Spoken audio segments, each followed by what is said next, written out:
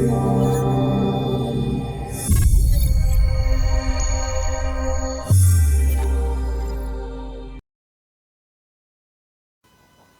right, everybody, we back at it again. Ding, ding, ding.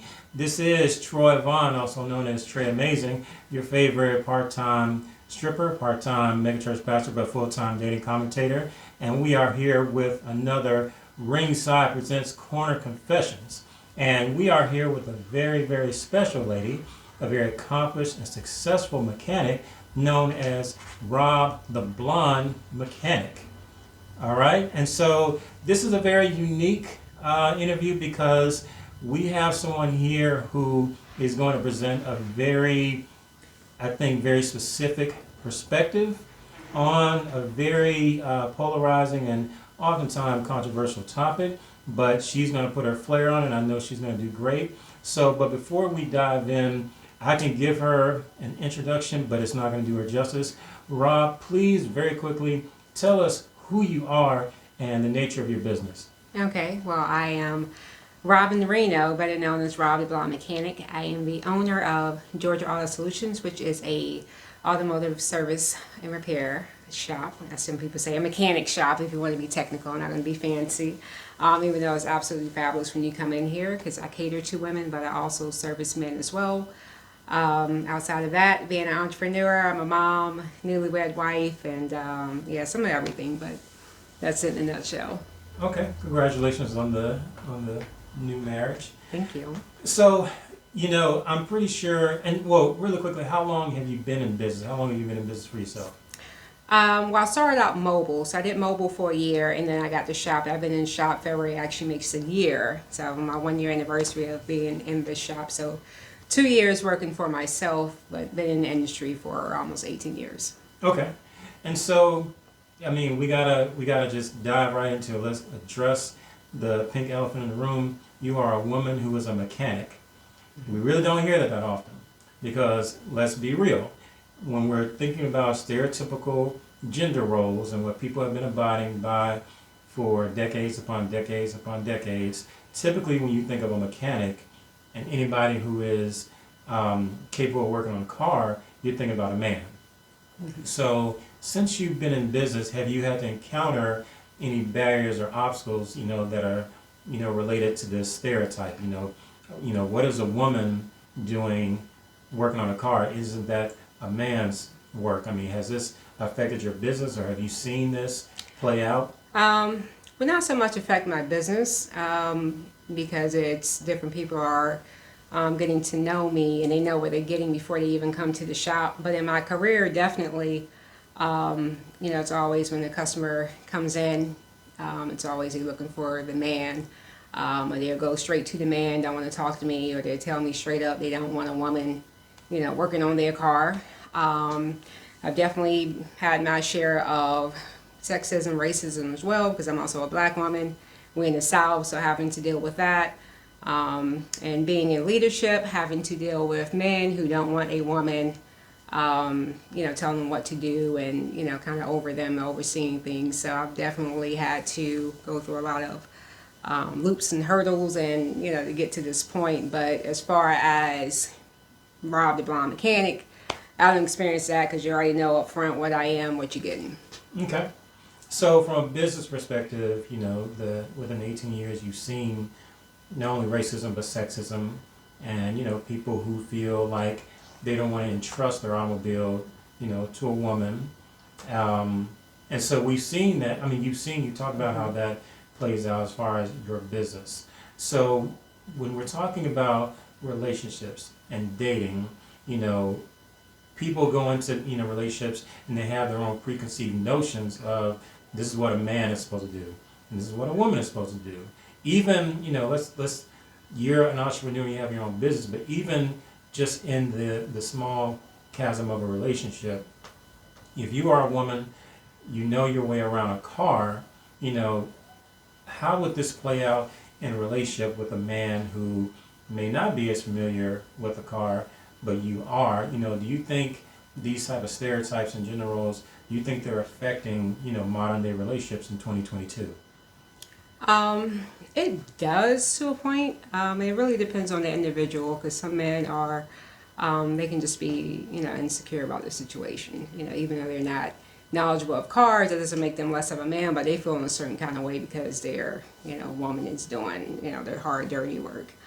And then the other side to that is just me looking at, because I'm very old school with my roles of what a man should do and a woman should do. And so, at the same time, you look at like, man, may not want a woman that knows so much, make them feel a certain kind of way. If a man doesn't know anything, I'm looking at them like, bro, you don't know how to change oil, like for real. So it plays both ways. The same way you look at me, I look at them like, So it definitely has had its challenges in trying to, have good, healthy relationships. And I'm also very competitive. So it's a whole lot of layers to being a woman in, a male-dominated industry. It just makes me built differently. A lot to deal with. So, and I know that, you're participating in our Ringside Group. Just really quickly, shout out to everybody in the Ringside group on Facebook. If you're out there, make sure you go to the top of the Facebook, go to the search bar, type in Ringside LLC, request to join the private Facebook group, and either myself or one of the admins will admit you. You saw, I think you observed the post about the woman on a date with a man, and she caught a flat, and the man not knowing how to fix a flat tire. So in a day and age like 2022, dating is not the same as it was in the 90s, 80s, 70s, so on and so forth. What would you say to a woman who does happen to be with a man who can't fix a flat, or maybe does know how but just has never done it, or maybe more inclined to do roadside assistance? To a woman, if you had to talk to a lady right now, would you tell her, to throw that man back and move on, or would you say, hey, no one's perfect? Or how do you feel about a woman being with a man that can't fix a flat? Well, I mean, it's not necessarily a deal breaker if he's willing to fix it flat. That's the key. All right. So you may not know, but I mean, everyone has a phone. Everyone has YouTube. Right. You can figure it out. If you're going to get out there and you're actually going to try, he's a keeper. If you ain't even going to try, He's just gonna sit in the car. I'm just.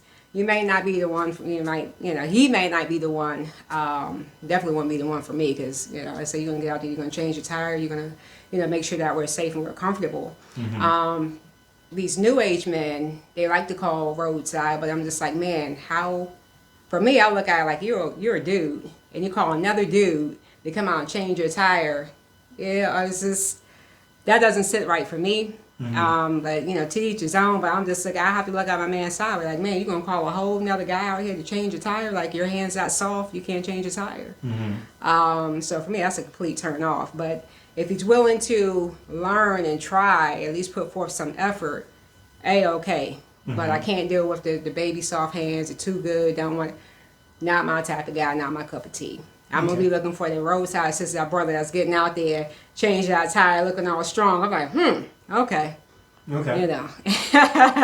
So would you say that, because again, we're in a day and age where, look at where we are now. We're one heart murmur away from a woman being the president of the United States. We have women who are playing sports. We have women who are, building rocket ships and flying them to the moon, and all kind of things. Women in the military, women in do you think there are certain gender roles that are still very much needed today?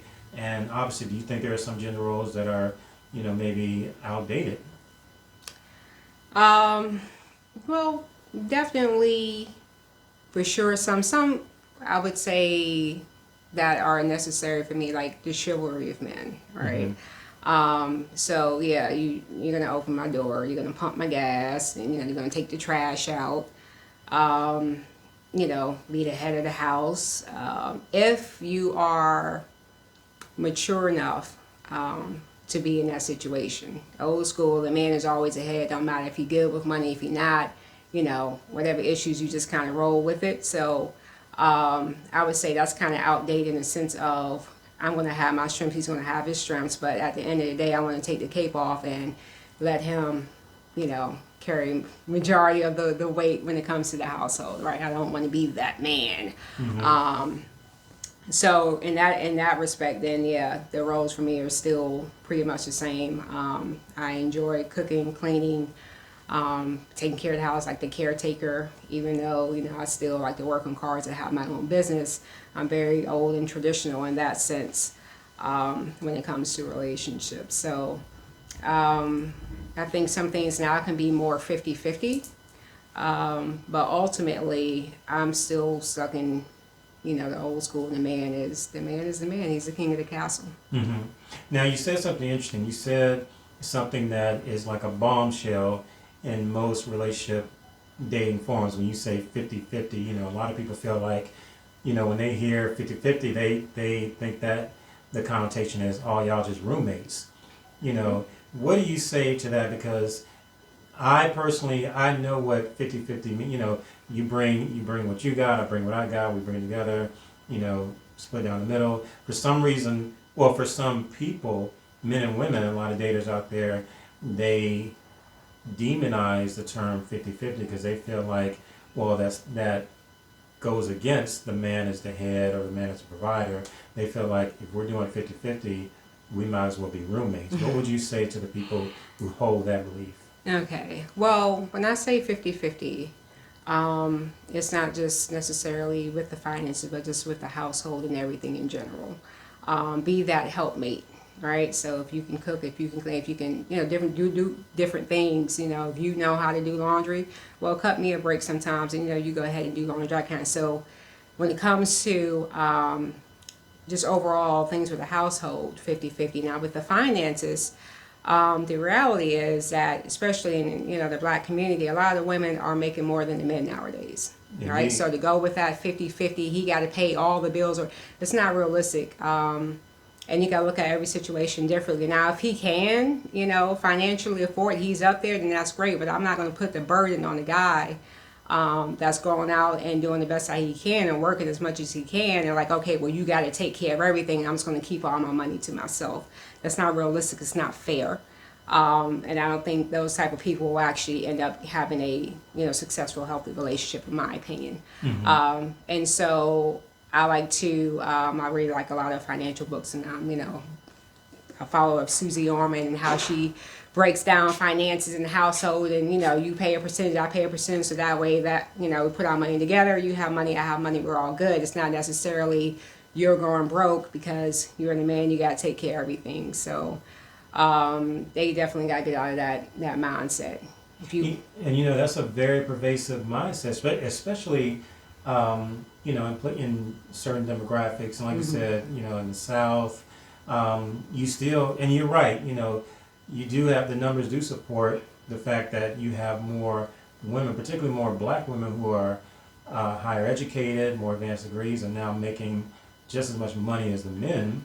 But many of these same women still expect for the man to pay for everything. Even, it's you have women that have the what's mine is mine and what's yours is ours. Yeah. And a lot of those women are still single, continue to be single, or can't keep a man for that reason. I heard that. So I'm just putting it out there, ladies. If you 30s, 40s, and ain't no ring on it, you ain't even ever got to that level, you might have to start looking at yourself and maybe kind of reevaluate some things. But I'm pretty sure most of those women that feel that way are single. If I were a gambling man, I would agree with you. I would say, I place all my chips on that bet. So in 2022, seeing where things are with women, how the 2022 woman is not the same as the 1922 or the 1952 woman. Women are doing more things now compared to yesteryear. Would you say in another 40 or 50 years, what changes do you see, or what changes would you like to see as far as, maybe gender roles or even stereotypes as far as what women can do and what men can do? I think we're at a good place right now. And I say that because women are making power moves, and we are showing that, we can get a lot done. But I don't want to go too far into where we feel, and some people are starting to feel that way, like men are not needed, or they can do everything a man can do, right? Mm-hmm. Men are created and they got strengths in certain things, and women, like, we're not equal. A man will never be equal to a woman, and vice versa. I don't care, what, people say or how they feel. We're different for a reason. So I think where we're at a good place, but I don't want to pivot to the point where men are absolutely useless. Some people are starting to move now where they're just having, children, not even trying to get married, not even trying to have a man, just want to be independent. And,